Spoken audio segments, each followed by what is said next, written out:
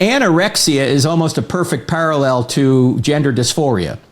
Because if you have a woman who is dangerously thin, but she thinks she's overweight, you would say to her, honey, I'm sorry, you're not overweight, you're dangerously underweight, you need nutrition. Your mind is playing tricks on you. Let's get you nutrition and some psychiatry.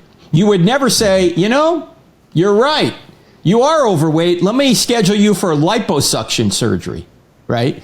You would say that would be madness. Well, why do we think it's the right thing to do to affirm the delusion that someone has when it comes to gender dysphoria, rather than treat the mind, fix the mind with psychiatry, prayer, counseling, maybe certain medications? Why do we think the body's wrong? The body's not wrong. The mind is wrong. We believe that you are strong by design, and you were made in God's image to have a strong body, mind, and spirit. You're listening to the #1 strength and health authority podcast in the world. So let's get ready to unlock your potential and transform your life in today's episode. Hello, ladies and gentlemen. Welcome to another episode of the Strong by Design podcast. Excited to have you listening today, and so excited for our return guest who is a regular here on the podcast and a gentleman that I listen to weekly. And I try not to ever miss an episode of his podcast and his radio show. He's changing lives and doing what he can to make an impact for the kingdom in all that he's doing in the world. Before we introduce our special guest, I want to just take a quick moment to say thank you to all of the return listeners for coming back. The show this year has really taken off on a whole new level, and it's doing very, very well. And that's a thank you to those of you coming back and sharing our show with friends, with family members, with co-workers, and for hopefully for leaving a rating and review, which we highly value. Those really matter to us. So if you haven't yet done that, but you love the show, and we would greatly appreciate you hitting a 5 stars on there, or just even a line letting us know what you love about the show or what you'd like to hear from us in the coming months. We take requests. There's plenty of things that we can talk about here on Strong by Design, because we really talk about all things body, mind, and spirit, which kind of covers everything, doesn't it? So we thank you in advance for doing that. And if you're a new listener of the show, welcome. So great to have you. You couldn't have landed on a better episode with the guest that we have today. Certainly a mentor of mine and someone I've learned a lot from over the last, 5 years or so. I've been listening to him and reading his books. So honored to have our guest, Mr. Frank Turek, or Dr. Frank Turek. He asked me in the very first time we podcasted, he said, you don't have to call me doctor. I said, all right, I won't. Frank has been on the show 3 times previously, episodes 65, 186, and 238. So go back and listen to those episodes. They are evergreen. There's a lot of, most of them are based on his previous books. Frank is an award-winning author and co-author of several books, including the one that we're going to be talking about today, his brand new expanded 3rd edition, Correct, Not Politically Correct, about same-sex marriage and transgenderism. So obviously very much trending with the culture that we're looking at here today. Frank's also president of crossexamine.org. He's a dynamic speaker, and I've seen him speak live. He travels the country presenting powerful and entertaining evidence for Christianity at churches, at high schools, secular college campuses, and of course online. So for the 4th time, welcome to Strong by Design, Frank. Great to see you again, friend. And now we're out of time. Thanks, ladies and gentlemen. See you next time. You didn't have to read all that. Man. Come on, let's get into this thing. Hey, Chris. Come on, let's do it. Yeah, what's going on? It's good to see you. When you're worthy of an introduction, you got to just kind of just sit through it and take it. Sit through it, take it. Shots. Yeah, big deal. Who cares? That's it. Yeah, I like talking about you. Welcome back from your most recent CIA. Hope that went well and you guys enjoyed yourselves out there. I was listening to some of the the most recent podcasts that because you gather all of these amazing men and women together, and they did some in-person episodes there on That's right. on your show. That's right. What Chris is referring to is something we call the Cross-Examined Instructor Academy, CIA, where we train people to present evidence for Christianity and how to answer questions of people who may object to Christianity. And so we train a lot of people to do this, and we have some great instructors that help us teach these students. And so on our I Don't Have Enough Faith to Be an Atheist podcast, we've had in recent weeks people like Elisa Childers and Natasha Crane and Brett Kunkel and Greg Kokel and several others we'll have on, Alan Parr. These are people that tend to defend the faith online and also in person. And so if you go to the I Don't Have Enough Faith to Be an Atheist podcast, you'll hear some of these interviews. Yeah. Oh, they're terrific. I love it. And a lot of them are return, these are guests and people that you bring back for one-on-one conversations, and they're so well spoken in their own right, and many of them have their own podcasts and shows and books, and and doing their own conferences and live events. So it's a wonderful group that you've attached yourself to over the years. So we wanted to get into obviously the topics that are in your third edition. What inspired you, Frank, to come up with this expanded third edition? What was it? When did it hit you like, I got some work to do here and I got to kind of republish this book? Well, in 2008, I wrote a book called Correct, Not Politically Correct about same-sex marriage. And it was not the biblical case saying that same-sex marriage was not a good idea. It was the natural law, medical, common sense case that said that same-sex marriage was not good for individuals, it was not good for a society. And then I updated it after the Supreme Court imposed same-sex marriage on all the states back in 2015. That was the second edition. But since then, transgenderism has simply exploded into the culture. And so just earlier this year, I said I need to update, expand that book and deal with this issue of transgenderism. And so that's what the third edition is all about. And I didn't even recognize this until recently. I don't know if you know who Dave Rubin is. Yes, absolutely. Yeah, Dave Rubin identifies as gay and is actually in a same-sex marriage himself, yet he's conservative on a lot of issues. And he invited me on his show a couple of months ago down there in Miami. So I went down and met Dave, and we had a conversation about I don't have enough faith to be an atheist. And then I had him on my show, and we talked a little bit about the same-sex marriage issue. I never recognized this until he mentioned it. He said, if probably the top lobbying group in the country for the LGBTQ so-called community, and actually it's a fractured community now, we'll get to that maybe in a few minutes. The top group is called the Human Rights Campaign, HRC, multi-million-dollar a year budget. And Rubin said this on my show. He said, you'd have thought that after the Human Rights Campaign succeeded in getting the Supreme Court to impose same-sex marriage on the entire country, they'd have just closed their doors and went home and said, we won, right? It's accepted now. Everybody recognizes same-sex marriage. We don't even need to lobby anymore. But he said, nope, they couldn't do that because these activists still wanted to get paid. So they just went to the next issue. They went to transgenderism, and the money kept coming in. He said it's all money driven for many of these people. They still need a cause, right? And I didn't think of that, but he's right when you think about it. I highly recommend to our audience, checking that episode out. I did listen to it a few weeks back. It was a terrific conversation that, listen, we're all fallen. Absolutely. We're all doing things that, aren't falling in line with Jesus for sure. But he is so on point with a lot. I nodded my head and agreed with nearly everything out of his mouth, which just shows you how much we can come together on things, even when there's a few things that we disagree on. Right. And the marriage issue is a big issue, obviously. Of course, for him, it's personal. So we didn't really debate the issue.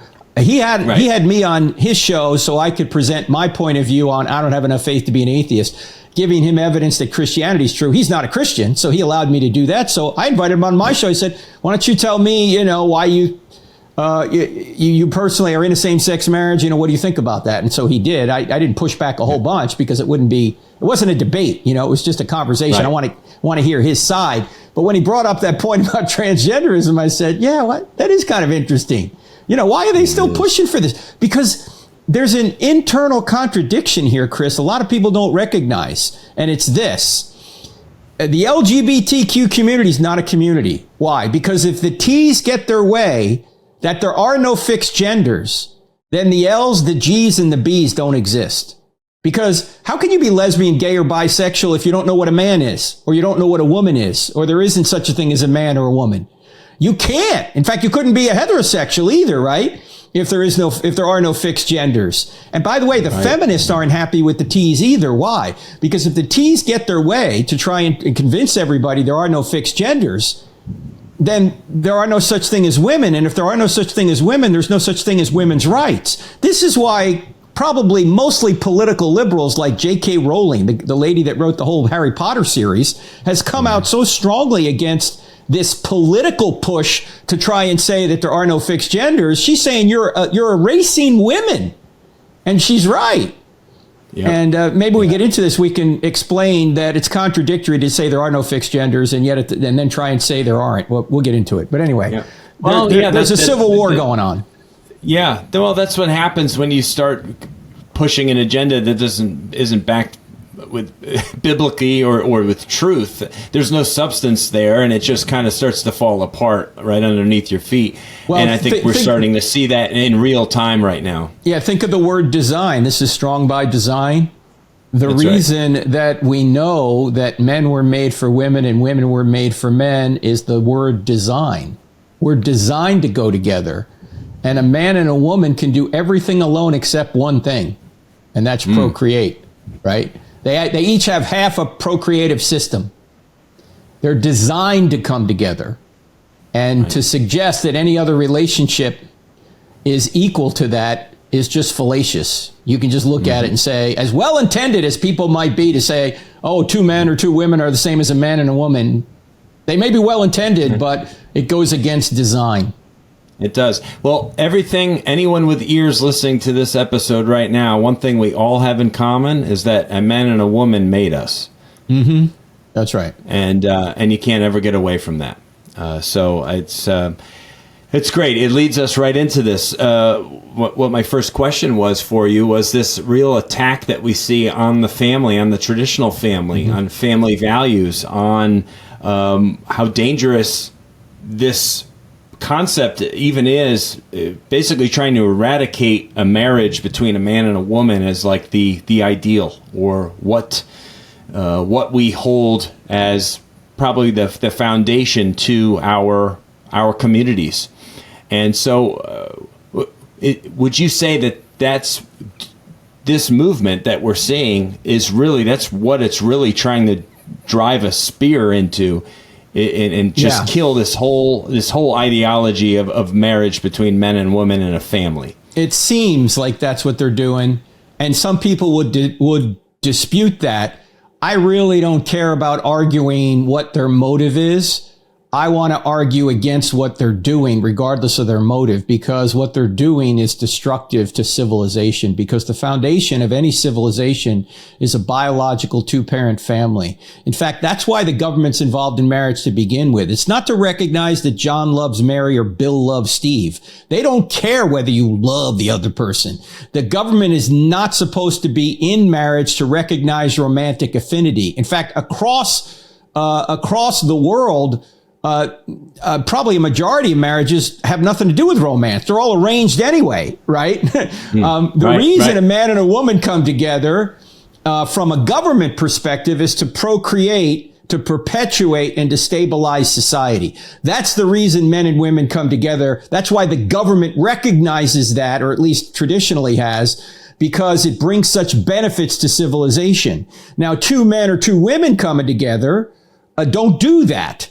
They don't procreate, and they're not perpetuating and stabilizing society. But a man and a woman coming together does that. Even couples that don't procreate are still illustrating to the rest of society what a procreative relationship is. And it also keeps the man off the street from impregnating single women and having out of wedlock births if he is involved in a marriage, even a sterile marriage. So there's benefits to bringing a man and a woman together, whether or not they procreate. But the same thing isn't true of bringing two men or two women together. As well intended as people are to want same sex marriage because they want their friends who identify that way to be quote unquote happy, that doesn't mean it's a good thing for them or a good thing for a society.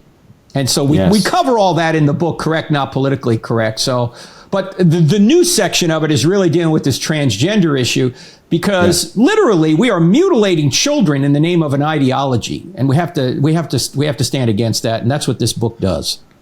Yeah, well, and you do such a good job, too, on your show and in the book, of course, talking about how it went from being recognized and being, wanting other people to acknowledge this union or this relationship, same-sex, to not only having to celebrate it, to then also participate in it. It's like it has evolved from just like, see us, be okay with us, to enjoy what we're doing and celebrate it. Oh, and now you have to actually participate in it in some way. Now you actually have to use our pronouns, and you have to bow your knee at the corporate altar, whatever they say you have to do to keep your job. So now it's gone from tolerate to accept to, as you say, celebrate to now participate.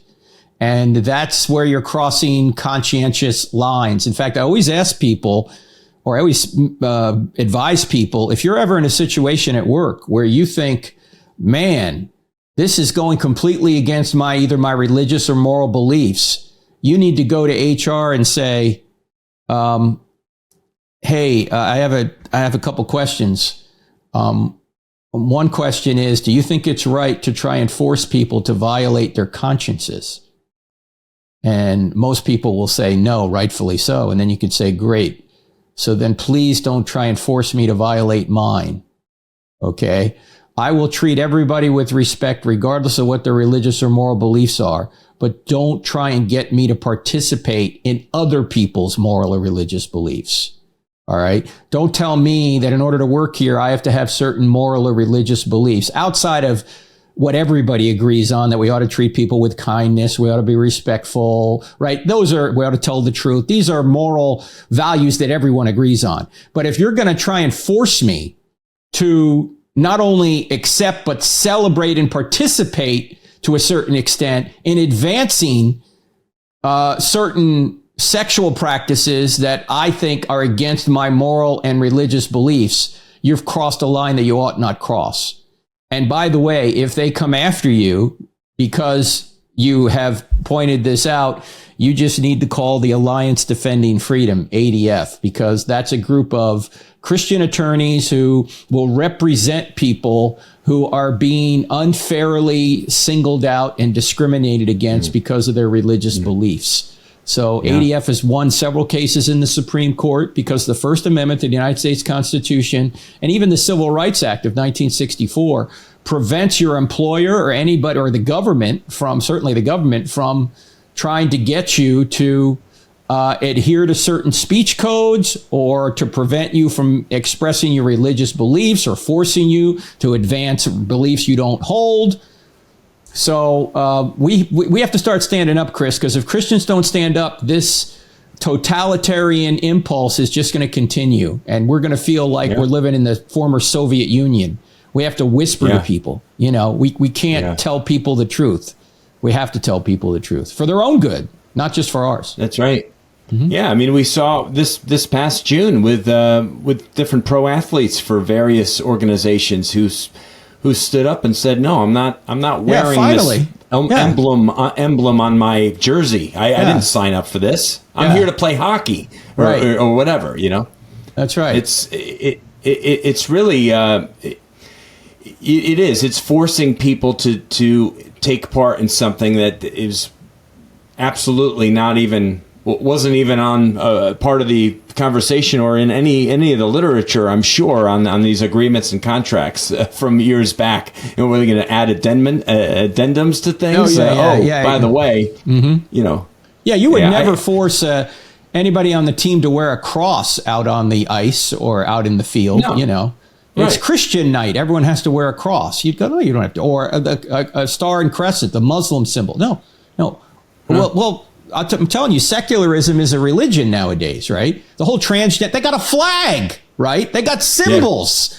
These are, you know, they have this reverence for these activities. It's very religion-like. It's cult-like. And you got to be a part of it. And if you're not a part of it, we're going to come after you. In the name of inclusion, tolerance, and diversity, if you don't agree with us, we're not going to tolerate you. We're going to exclude you for holding a diverse view. Excuse me? I thought this was inclusion, tolerance, and diversity. What happened here? It makes you question if you're sane or not. Some of the things that have happened in recent months and years. It really does. That's part of the problem, Chris, is that, look, there are people out in society now that have a platform that are not Christians that are standing up against this madness of actually mutilating children. One of them is Dave Rubin. We already talked about him. Another is Douglas Murray, who identifies as gay as well, but he's a conservative, and he's pointing out, this is madness. You're mutilating children. Bill Maher. Do you remember Bill Maher? Yes, I mean, many years ago, I didn't agree with Bill. Hardly anything anymore. But Look Bill, I agree with everything he says. I know. I was on his program 20 years ago when it was politically incorrect. It was on ABC. Now, of course, he's on HBO with Real Time, and he had a segment back in May of 2022 that you ought to go watch. You guys ought to look it up on YouTube. It's called Along for the Pride. And basically, he's pointing out that the more recent generations, Gen Z, millennials, they identify with LGBTQ at rates that are 4 or 5 times higher than, say, the baby boomers. And he shows this graph, and it says, if this trend continues, we'll all be gay by 2060. And basically, his point is that this is social media driven, right? It's not like a whole bunch of people. It's not like there's a genetic component to this, or there's something that's new in the water. It's that this is all driven by social media, that people are identifying this way. And with regard to the trans issue, he says, look, kids go through phases. You know this as a kid. You know, you were in your Star Wars phase, your Power Ranger phase, you thought you were I'm still in my superhero phase. You go through phases as a kid. He said, look, if everybody knew what they wanted to be when they were 8, the world would be filled with cowboys and princesses, but it's not. He said, when I was a kid, I wanted to be a pirate. Thank God nobody took me seriously. It took me for eye removal and peg leg surgery, right? I mean, he's just pointing out the crazy. I mean, think about this. Chris, if your daughter came to you and said, Dad, I'm a mermaid, would you take her off the coast and drop her in the ocean? No, you'd say, dear, I'm sorry. You've got your mind is playing tricks on you. Or the better analogy, the more medical analogy, which Dr. Paul McHugh from Johns Hopkins University has pointed out. By the way, this is all in the book, correct, not politically correct. He says that anorexia is almost a perfect parallel to gender dysphoria. Because if you have a woman who is dangerously thin, but she thinks she's overweight, you would say to her, honey, I'm sorry, you're not overweight. You're dangerously underweight. You need nutrition. Your mind is playing tricks on you. Let's get you nutrition and some psychiatry. You would never say, you're right. You are overweight. Let me schedule you for liposuction surgery, right? You would say that would be madness. Well, why do we think it's the right thing to do to affirm the delusion that someone has when it comes to gender dysphoria, rather than treat the mind, fix the mind with psychiatry, prayer, counseling, maybe certain medications? Why do we think the body's wrong? The body's not wrong. The mind is wrong, right? That's the problem. It's a psychological mismatch between the mind and the body. And if you have a psychological mismatch between your mind and your body, you need to change your mind. You can't change your biology, right? I can't change anyone's 40 trillion cells. They are what they are, but you can change your mind. In fact, why should I think that I'm a man, or a woman trapped in a man's body? Why not think, if I have gender dysphoria, why not think I'm a man enveloping a woman's mind? If that were the case, I could just change my mind and fix the problem, right? I can change my mind. I can't change my biology. So why is the medical industry saying, oh, you got to change your biology? Cha-ching. You know why? Because they make millions of dollars doing this. In fact, nobody transitions completely. Those that try and transition, Chris, they have to stay on hormones their entire lives. Cha-ching. Correct. You know, cha-ching. And they never get there. They never go from man to woman and woman to man. They prey on these people. Yes. These people, because they do have a mental issue going on, a mental disorder, if you will, and they're easy targets. They will gladly continue to invest in their change that'll never happen, and or deal with this, these traumas and never quite get the help that they actually need, which is in other types of professionals that will help your mind to think and make the right decisions, and or obviously seeking truth and wisdom from the Bible. Which brings me to my next question is about the church and addressing these modern day cultural issues that we're seeing. What if you were to give a grade, Frank, maybe to some of the, obviously you speak in a lot of churches, but so those ones obviously are trying to take that next step and have conversations about some of this that we're talking about and dealing with and seeing. What can the church do, or what should churches that are being silent on this issue do? Well, they should speak the truth on this issue, because people are getting hurt by not knowing the truth. And unfortunately, it seems like most pastors are silent. I mean, I know a few that aren't, like Jack Hibbs or Gary Hamrick or Rob McCoy. There's a few that I know of that are speaking up on it, but most pastors, even megachurch pastors, are just quiet on it. And they think, I can't speak to this controversial issue. It's political. Mm-hmm. Excuse me? Gender's political? Who made it political? We didn't make it political, right? No. Gender is political? You don't know what a man or a woman is now? That's a political issue? We can't talk about it? First of all, I don't understand why Christians think they can't be involved politically. Are we supposed to just allow atheists to run the country? Where does that come from, right? We're not legislating religion. We are legislating morality, and that's what everybody's trying to do. Every law declares one behavior right and the opposite behavior wrong. So you can't not legislate morality.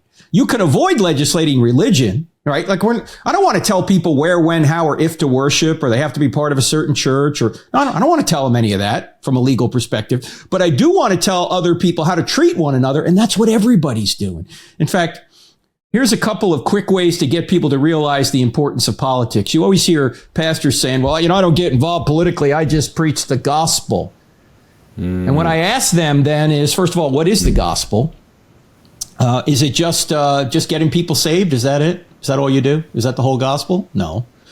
You're supposed to transform people into be disciples of Christ, right? But secondly, I say to them, if you think the gospel is important, but you don't think politics are important, then you don't really think the gospel is all that important. Why? Because politics affects your ability to preach and live the gospel. If you don't think so, go to some of the countries I've been to. I've been to Iran, Saudi Arabia, China.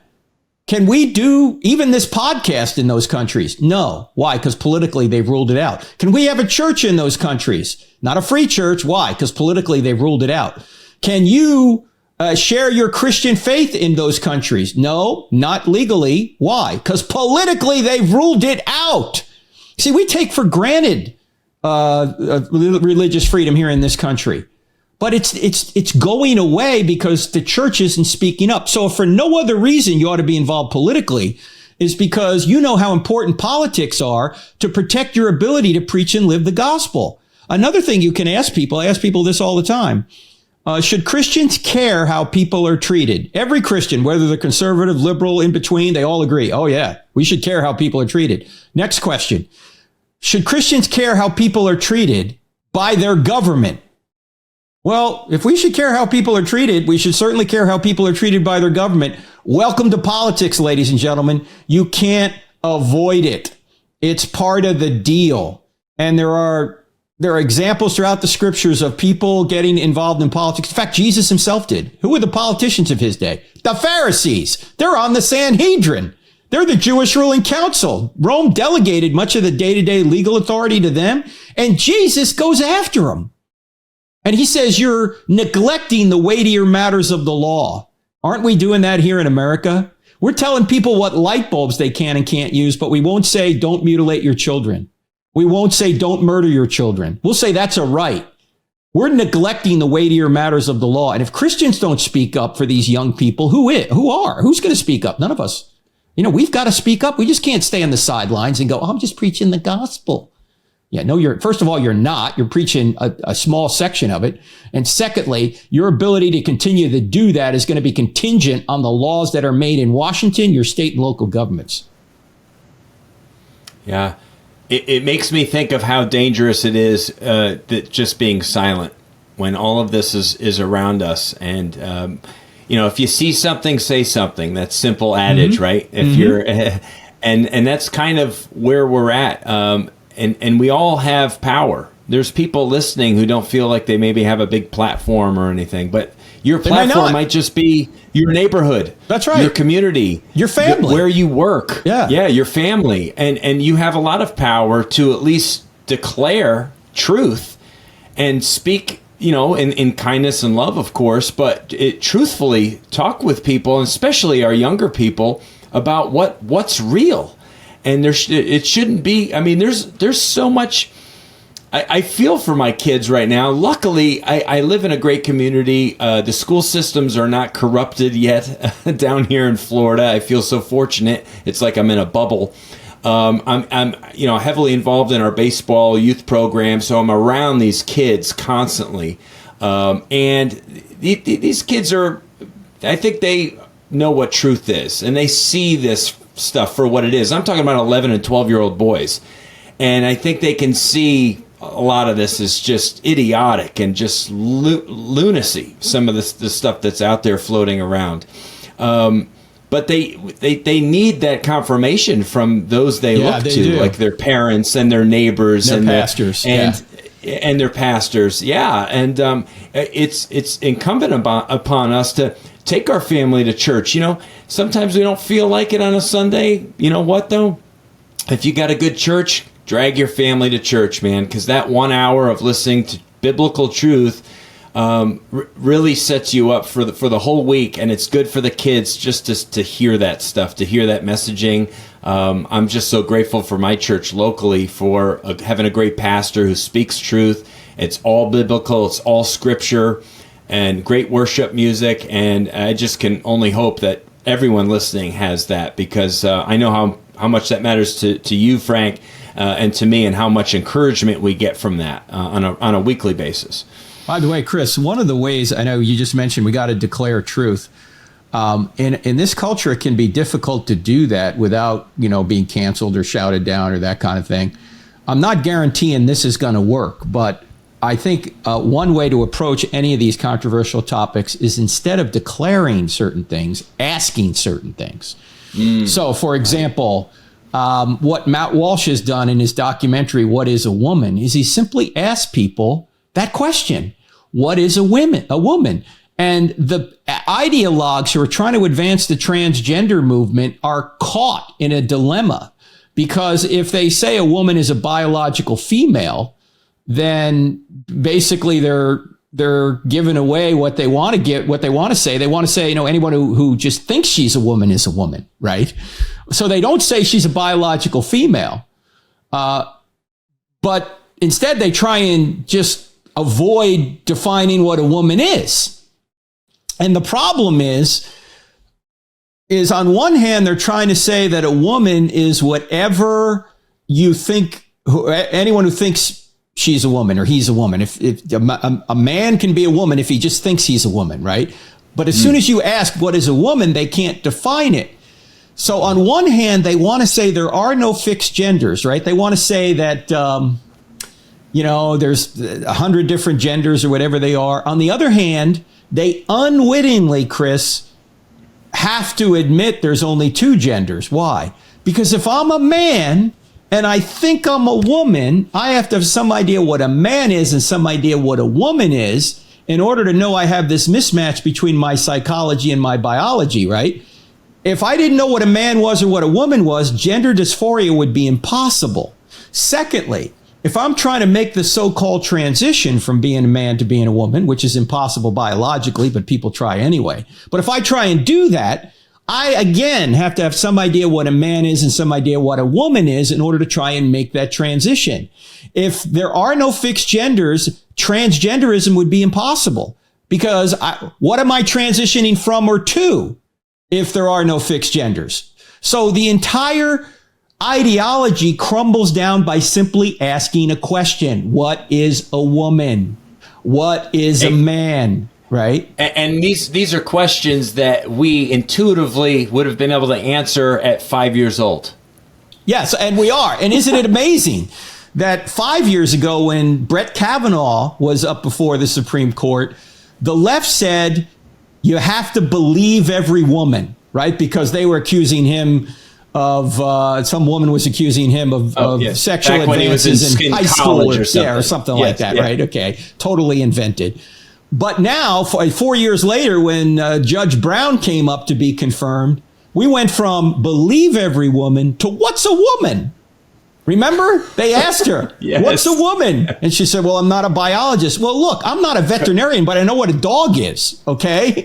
I mean, do you have to be a biologist to know what a woman is? In fact, No. in the Matt Walsh documentary, and by the way, this is in the book, correct, not politically correct, much of what I'm saying here.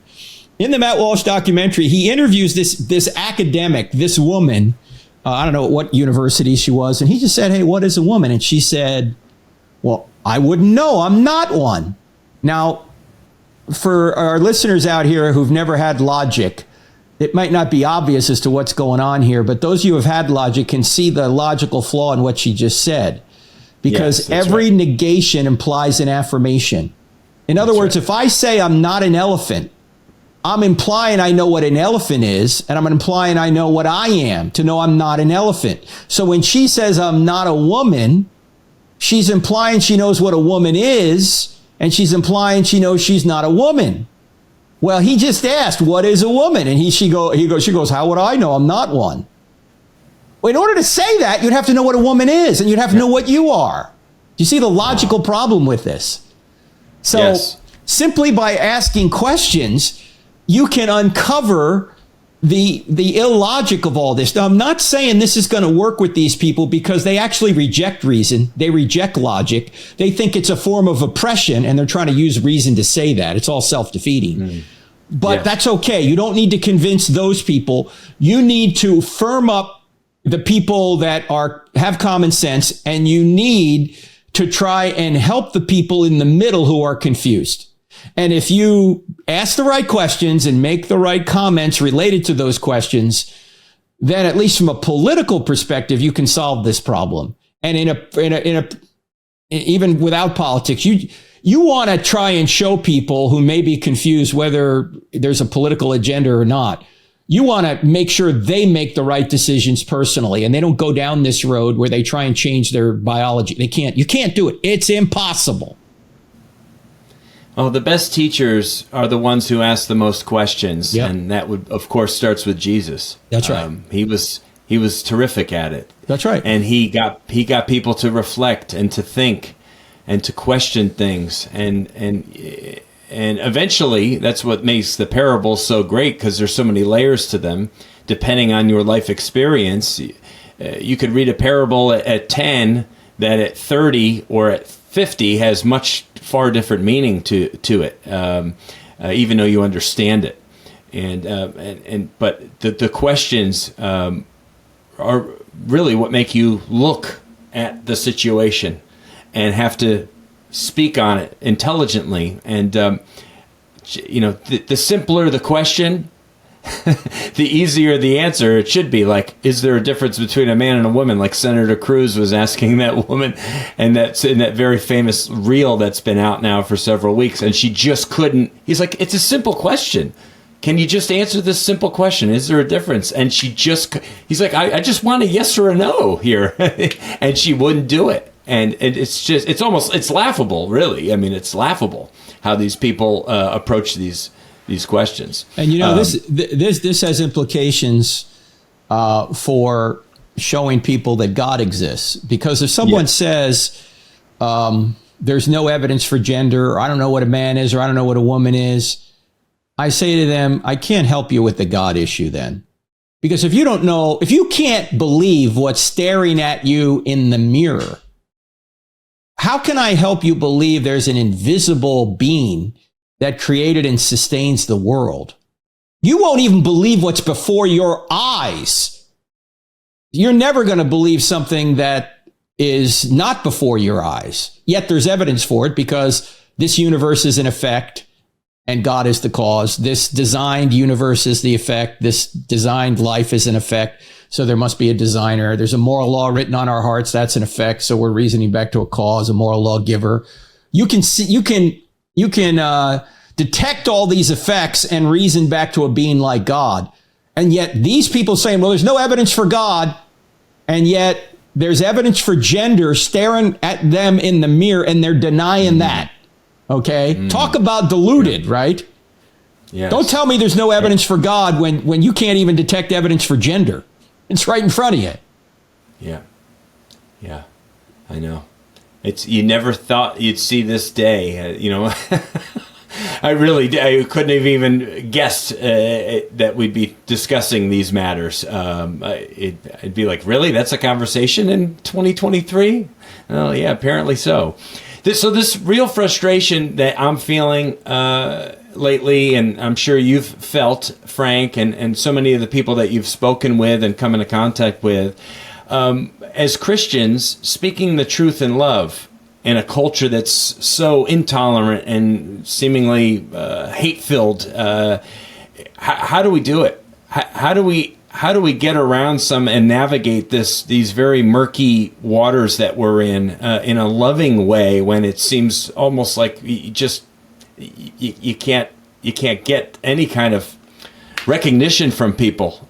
Well, that you're I think speaking again, the truth. I think the key is asking questions. Let's say your daughter comes home and says, "Dad, I'm trans." Okay, what do you do? Right? Okay. First thing you don't do is you freak out. Don't freak out, right? No matter what they come to you, if you freak out, they're never going to come back to you. Them. Yeah. Gee, Dad freaked out when I said that. I'm never going back to Dad again, right? So if they come to you and say, "Mom, Dad, I'm trans," first question, thank you for telling me. Why are you saying that? Okay, what do you mean you're trans? What does that even mean? You're trans. Okay.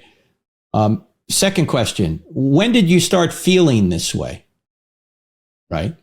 What was it that made you feel this way? Third question, do feelings always tell you the truth? Because I can tell you, my feelings often don't tell me the truth, right? I mean, I have all sorts of impulses and feelings to do certain things. And I know if I did those, if I followed those feelings, I'd be dead in short order. Or I'd certainly blow up any relationship I had right now, right? Okay. There's a lot of impulses and feelings we have that we ought not engage in. Fourth question, do feelings ever change? Well, they have in your case, because a month ago you weren't trans. Now you're saying you are. So obviously your feelings have changed. Do you think your feelings might change again? You know what the research shows? That 80% of young people who have so-called gender dysphoria grow out of it by the time they're 18. 80%. Actually, the survey numbers range from 69% to 99%. We're given an average.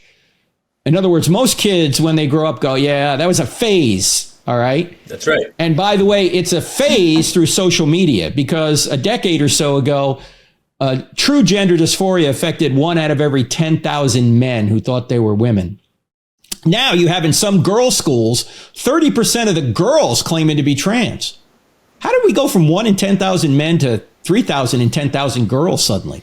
Overnight. It's social media contagion, Chris. That's where it's coming from. It's all driven by social media. These kids, they're confused. They feel odd in their bodies, which you should when you're going through puberty. In fact, puberty is one big, long transition. It's normal to feel odd, right? That's the point. It's normal to feel odd. But they think the way they're gonna alleviate their anxiety is to claim you're trans. Now, why might that do it? Well, first of all, you're going to get a lot of applause on social media for doing it. And anyone that says what you're doing is wrong is going to be shouted down. So that's the fastest way to get approved in our culture is to claim you're trans. You're going to get applauded. And when you're a kid, you want to fit in. You want people to applaud you, right? It's also a good way to stick it to mom and dad, right? Claim you're trans. So this is not something that is permanent. This is a temporary condition for most people. So always ask, should you follow your feelings? Always. Do your feelings ever tell you the truth? Do they ever change? Or do they always tell you the truth? Do they ever change? Of course they change. And you might also ask, are you aware that 80% of people that have this as young people grow out of it by the time they're 18? I might also ask them, have you done any research to see what happens to people who try to actually transition? Because I can guarantee you most of the time the answer is going to be no. They haven't investigated it. I have investigated it. And in the book, Correct, Not Politically Correct, let me read you just one quote. This is from a lady that tried to become a man. She's now known as Scott Nugent. And she is actually in the What is a Woman documentary that Matt Walsh put together. Here's what she said about her own situation. Listen to this, Chris. She said, during my own transition, I had 7 surgeries. I also had a massive pulmonary embolism, a helicopter flight ride, an emergency ambulance ride, a stress-induced heart attack, sepsis, a 17-month recurring infection due to using the wrong skin during a failed operation to give her a penis, which was impossible. She says, let's see, 16 rounds of antibiotics, 3 weeks of daily IV antibiotics, the loss of all my hair, only partially successful arm reconstructive surgery, permanent lung and heart damage, a cut bladder, insomnia-induced hallucinations, and frequent loss of consciousness due to pain from the hair on the inside of my urethra. All this led to a form of PTSD that made me a prisoner in my apartment for a year. Between me and my medical insurance company, medical expenses exceeded $900,000. And then in another quote, she went on to say, I would never transition again, but it's too hard to try and go back now. She said, I basically destroyed the rest of my life by doing this because it doesn't give you the relief you think you're going to get. It just doesn't. And you can't change your sex. In fact, she says this, I'll read you the quote. She says, I would not medically transition again. Medical transition has given me permanent heart and lung damage, recurring bacterial infections for life, and a deformed arm. It cut my dating pool by 90% and took years off my lifespan. This decision has cut short the time my future grandkids will have me, if I have them at all, if I meet them at all. So for me, I'm past all the BS, she spells it out. I don't have time for it anymore. Medical transition is not for kids. It doesn't fix anything. And it's not life-saving. But convincing people it is sure makes a lot of money for companies and doctors, doesn't it? A lot of this is about the money. We're talking that if transgender identification continues its current exponential growth patterns, more than 20% of the population will be trans in 20 years, and that is a ton of money. Again, a woman that tried to transition to becoming a man, that quote is in the book, Correct, Not Politically Correct. This is, and by the way, the people that have these surgeries, 10 years after the surgery, they have a suicide rate 19 times higher than the general public. 19 times. This is after the surgery. Tragically, this is not a solution. Whatever the problem is, this is not a solution. It confirms to me that what's behind this is demonic and evil in nature. The puppet masters pulling these strings and trying to force feed, our culture with this whole new ideology. It's really, it's tough to be loving when you are so just against all of it, what it stands for and what it's putting out, what it's promoting. It's so, but you have to, I guess, at the end of the day, realize that people are people, and naive and ignorant and all of these things, and they are, and the people that are mentally, I guess, I want to say make it sound harsh, like mentally weak, but mentally disturbed, and or easily persuaded are the ones that are succumbing to this. Yes. And they don't have the network and the community and God and all of these things to lean into. These are people that they're like the weak, the weak-minded, and these people that they're being preyed upon, and these are the ones that are. And tragically, Chris, you know who's preying upon them more than any? Tragically, is the Biden administration. Because the Biden administration came out, I can show you the date on this. This is March 31st, 2022. This is so-called Trans Visibility Day. The Biden administration came out in a subgroup under HHS, Health and Human Services, came out and basically said, if you as a parent, if you don't affirm your child as young as 3 years old, right. If your 3-year-old boy says he's a girl, and you don't affirm that with so-called gender affirming care, the government may come and take that child from you. Is that madness? The government's going to come and maybe pump your kid with cross-sex hormones, puberty blockers, surgery, because you don't agree that the child should not try and medically transition, which it's impossible to do. In fact, there's no known protocol for sex change operations. Why? Because it can't be done. All you're doing is you're mutilating one set of good sex organs to try and make them look like another. You can't do anything at the biological level. It's just mutilation. And this is what evil is when you think about it. Evil is anti-creation. God creates, and evil is something that degrades that creation. And That's correct. If you have a perfectly good, healthy body, say healthy sex organs, and you degrade them by mutilating them or chopping them off, that is what would be known as evil. And yet we're promoting this from the White House. This is madness. Yeah, it is madness. Well, I just applaud your efforts in speaking so openly about this and candidly. And obviously there's a lot of other strong voices in this fight, and people that you've had on your show and will continue to have on your show. And I think it's wonderful. As I said at the start, I've been such a fan of Frank Turek's podcast, I Don't Have Enough Faith to Be an Atheist. He's had it for years. It's just wonderful. It's a radio show. Tell us a little bit more, Frank, about where people can find your content, if they're not podcast listeners, but it's out there and it's on the radio and in other places, and so that they know where to follow you. Well, if they go to crossexamined.org, crossexamined with a D on the end of it.org, they'll find links to everything we do, including our YouTube channel, which has over 1,700 videos. Most of them are Q&A from the college campus. It'll have a link to our podcast, our TV show. It'll obviously have a blog. I mean, our speaking schedule, where we go and what we do.